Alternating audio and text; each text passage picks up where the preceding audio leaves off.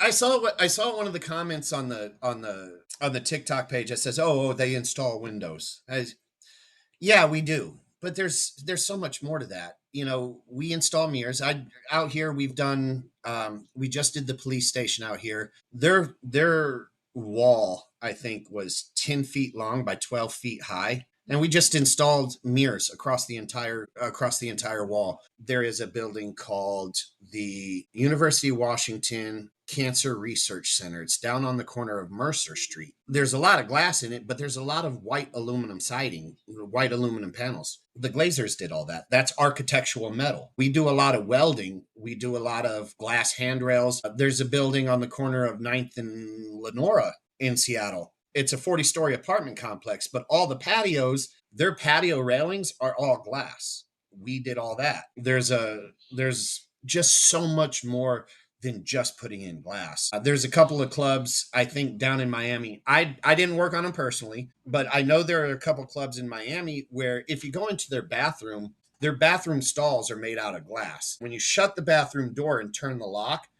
when the deadbolt for the lock makes connection with the point of the metal, the clear glass becomes opaque and cloudy, so you can't see through it. But all that kind of glass, that's stuff that we do as glazers. My brother worked on a penthouse where he put in a mirror in a shower. So the guy who bought the penthouse could shave while he was taking a shower. But inside the mirror, in the back of the mirror, was a TV. So he could shave, shower, and watch the news every morning. So it's, you know, we put bulletproof glass in, we put lead line glass in the hospitals for the x-rays.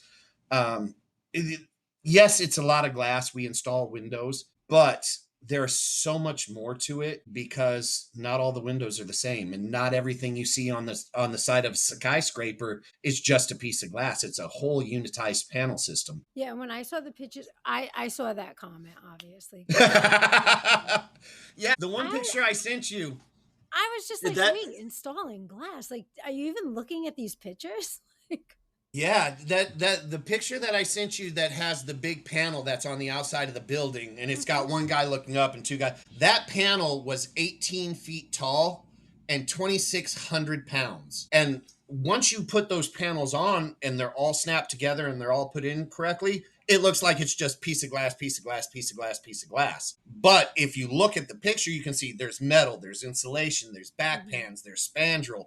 So when guys go, oh, you know, all you do is install windows, come do it for a week. If you're not used to the labor, if you're not used to the physical demand, come do it for a week. You'll sleep for a year.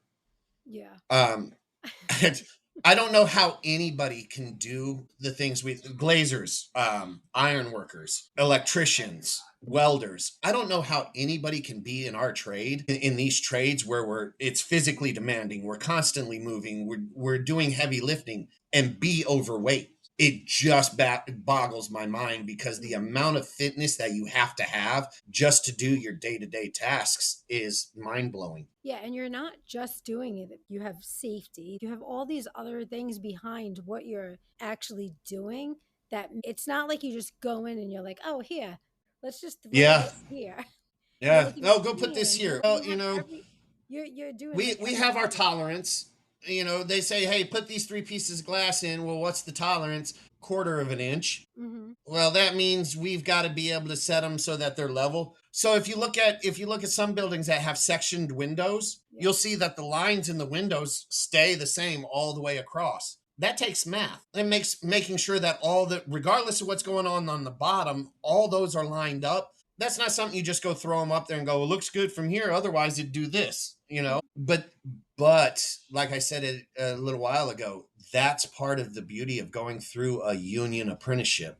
They teach you how to read lasers. They teach you how to read the levels. They teach you how to it's called rough in and opening, where you put in, you know, the material, the basic starting material so you can close up the hole. The amount of knowledge you get between your apprenticeship classes, your on the job training out in the field as an apprentice, the amount of knowledge you get. I've known a couple guys who probably have forgotten more about my trade than I will ever know. I love learning. My first year instructor had been Glazier for, I want to say it was 45, 50 years. He is one of those guys where I can honestly say if he came up, if I was doing something the way I was taught and he came up and said, "Hey, you're doing that wrong, do it this way," I'd absolutely do it the way he did it. Because at 45 years in the trade, he is one of those guys literally who has forgotten more about glazing than I will probably ever know.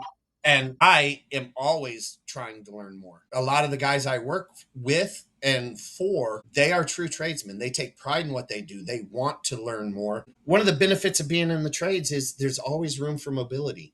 You know, you get a white collar job, if the guy above you doesn't quit, retire, or get fired, you're not going anywhere. It doesn't matter how hard you work.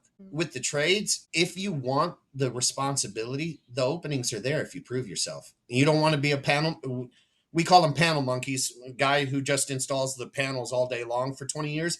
You don't want to be a panel monkey for 20 years. Prove that you got the skills to run a crew. Then you can move up to job site foreman. Then you can move up to, a foreman of 3 or 4 sites. Then you can move up to project manager.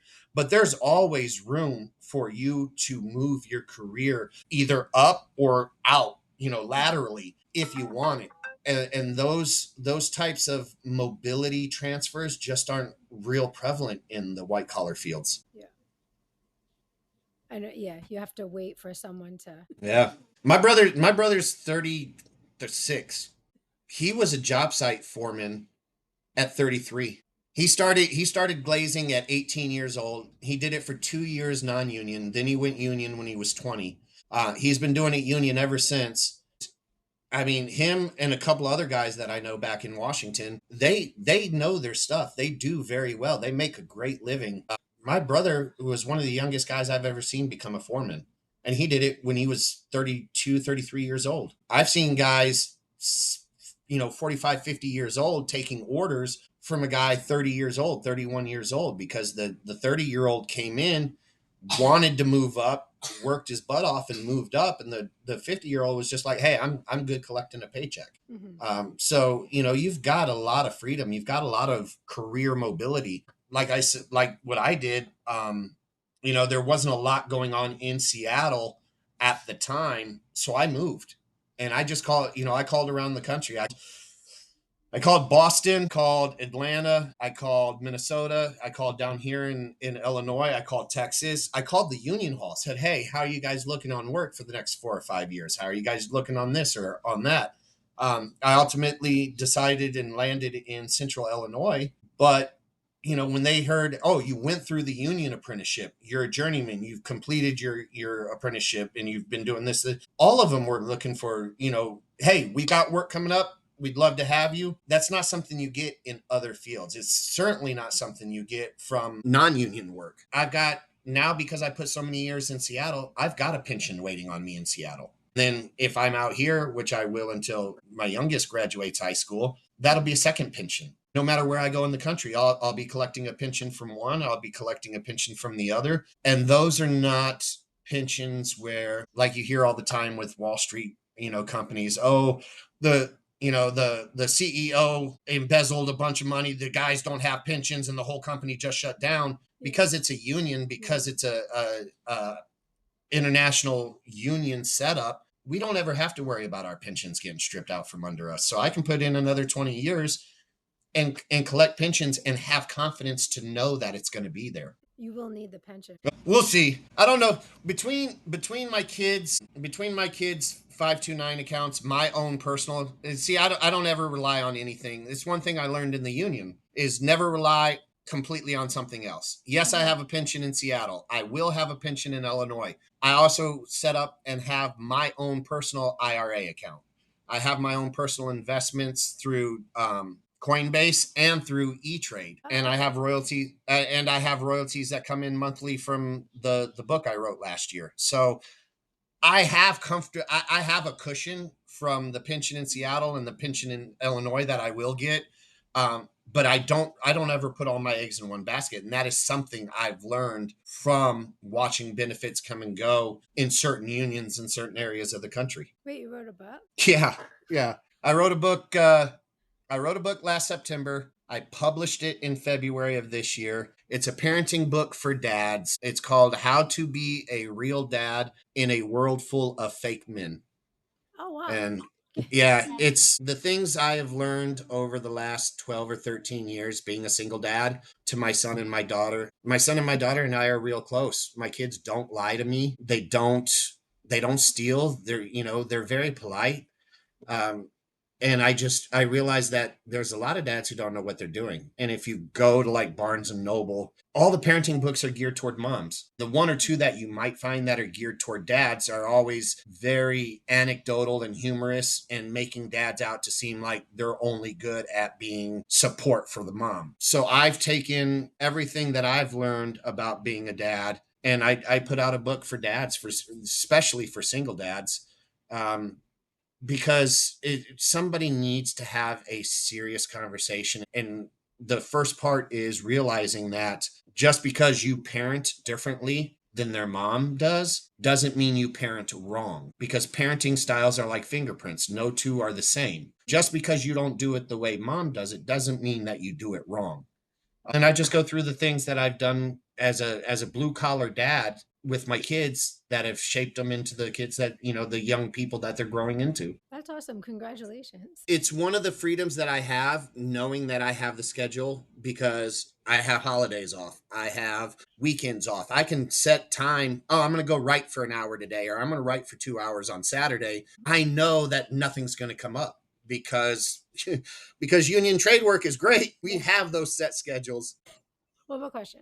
What would be your theme song as you're walking onto a job site? On a job site or Or just in life? just your theme song for life.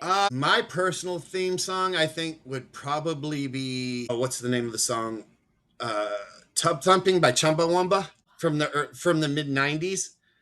It's an old song, but it goes, "I get knocked down, but I get up Oh, again." okay. Yeah. Yeah, I have hit bottom in my life more times than I can count, living out of my car. Since I was 16, I've done, try permanent solution to temporary problems. I've done that Mhm. twice. I've tried that twice. Didn't work, but it seems like no matter how many times I get knocked down, I'm like a basketball. I just bounce right back up. Problems that I've had during my divorce, the stress and the just the turmoil Mhm. actually gave me a heart attack. I was 37, 38 years old, had my first heart attack. But, I'm in my 40s now. My kids are thriving, I'm thriving. No matter how many times I've been knocked on my butt, I still get up. I still get up every day. I go to work. I enjoy what I do. I Mhm. take a lot of pride in being able to provide for myself and for my kids. Some of the skills and some of the things I've learned on job sites have made it possible for me to have a healthy and respectful co-parenting relationship with my ex-wife. But all of that, all the last almost 20 years, it's all things that I've learned, seen, and experienced through blue collar work. Mhm. It's a different lifestyle, it's a different perspective, it's a different outlook on life. And you see TikTok trends all the time where girls are like, "Oh, blue collar guys, they're just built different." Yeah, we really are. I wouldn't give up my last almost 20 years as blue collar for anything. I wish I would have learned about it sooner.